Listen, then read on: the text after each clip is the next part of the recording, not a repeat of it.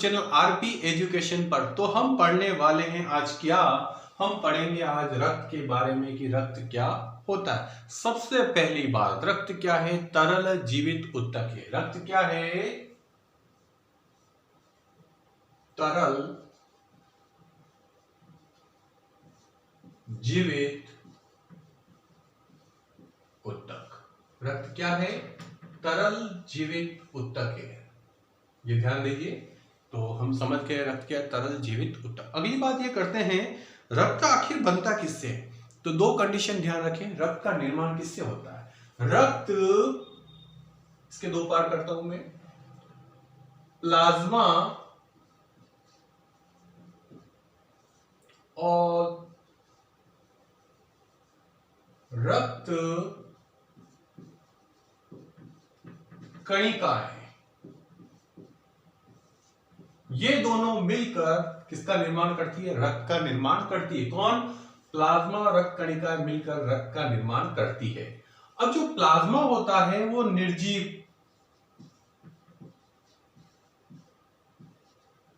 तरल पदार्थ है, निर्जीव होता है। और रक्त कणिकाएं जो होती है वो जीवित कोशिकाएं होती है। क्या होती है? जीवित कोशिका। रक्त कणिकाएं होती है जीवित कोशिकाएं। ओके, आगे चलते हैं। रक्त कणिकाओं को पुनः 3 भागों में बांटा गया है। कितने भागों में बांटा गया है? 3 भागों में बांटा गया है रक्त कणिकाओं को पुनः। इसको बोलते हैं, फर्स्ट वाली लाल रक्त कणिकाएं, जिन्हें कहते हैं आरबीसी। श्वेत रक्त कणिकाएं, जिन्हें कहते हैं डब्ल्यूबीसी। फाइनल बिंबाणु, जिन्हें कहते हैं हम प्लेटलेट्स। क्या कहते हैं? प्लेटलेट्स। लाल रक्त कणिकाओं का काम क्या होता है? गैसों का परिवहन करना। क्या काम है? गैसों का परिवहन करने का काम होता है लाल रक्त कणिकाओं का। श्वेत रक्त कणिकाओं का काम होता है शरीर में जो रोगाणु पाए जाते हैं या बाहर से जो भी रोगाणु हमारे शरीर में प्रवेश करते हैं उन्हें नष्ट करने का काम कौन करती है? श्वेत रक्त कणिकाएं करती है। अंतिम बिंबाणु। बिंबाणु का काम क्या है ये आप समझ लीजिए। बिंबाणु का मुख्य काम यह होता है कि जब भी हमें चोट लग जाती है तो जो ब्लड निकलता है उस स्थान पर जो ब्लड निकल रहा है उसको रोकने का काम, थक्का जमाने का काम कौन करती है? बिंबाणु करती है। ये आपको समझ में आ गया होगा। अगली बात हम ये करते हैं, रक्त जो तरल जीवित ऊतक है ये रक्त वाहिनियों में प्रवाहित होता है। कहां चलता है?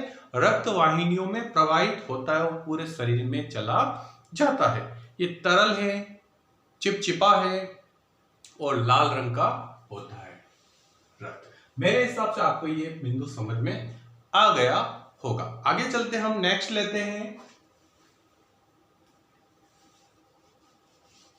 देखिए,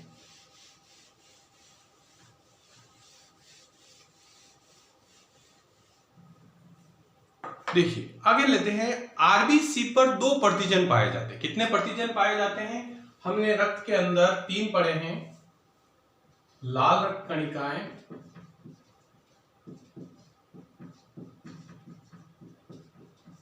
दूसरा पढ़ा श्वेत रक्त कणिका और बिंबाणु। हम बात करते हैं लाल रक्त कणिका। लाल रक्त कणिकाओं पर 2 प्रकार के प्रतिजन पाए जाते हैं। कितने प्रकार के प्रतिजन पाए जाते हैं? 2। पहला है ए प्रतिजन, दूसरा है बी प्रतिजन। ये प्रतिजन कहां पाए जाते हैं? लाल रक्त कणिकाओं की सतह पर पाए जाते हैं।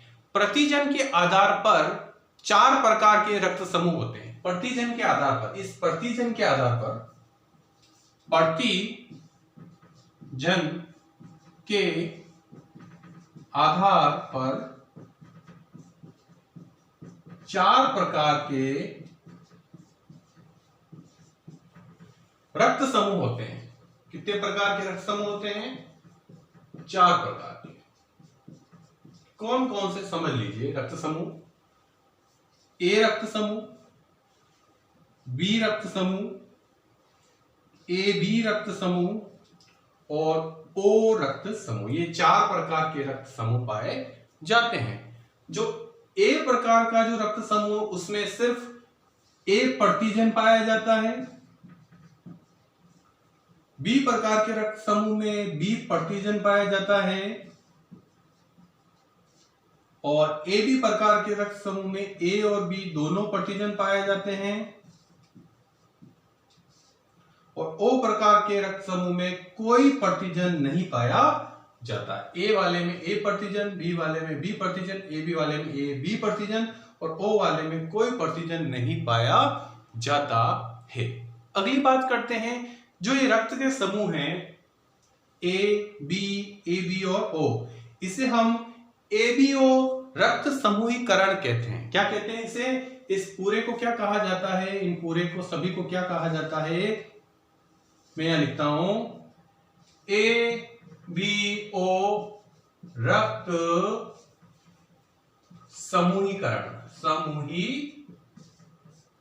कहा जाता है। तो ये आपको समझ में आ गया होगा। नेक्स्ट चलते हैं हम RH कारक। क्या है RH कारक? बहुत इंपॉर्टेंट शब्द है ये भी आपके लिए। RH कारक या RH प्रतिजन क्या है? ये मैंने अभी आपको बोला कि लाल रक्त कणिकाओं में 2 प्रकार के प्रतिजन पाए जाते हैं, ए प्रतिजन और बी प्रतिजन। अब इस ए और बी प्रतिजन के अलावा भी एक प्रतिजन और पाया जाता है जिसका नाम है RH कारक या RH प्रतिजन। जिन लोगों में RH कारक पाया जाता है उन लोगों को RH धनात्मक लोग कहते हैं। लिखता हूं पॉइंट, RH कारक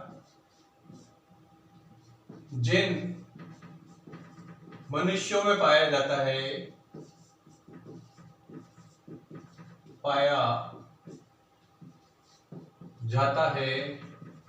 वे RH धनात्मक कहलाते हैं।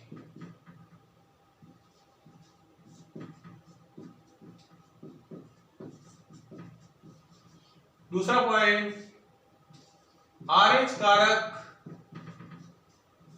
जिन मनुष्यों में नहीं पाया जाता है, नहीं पाया जाता है, वे RH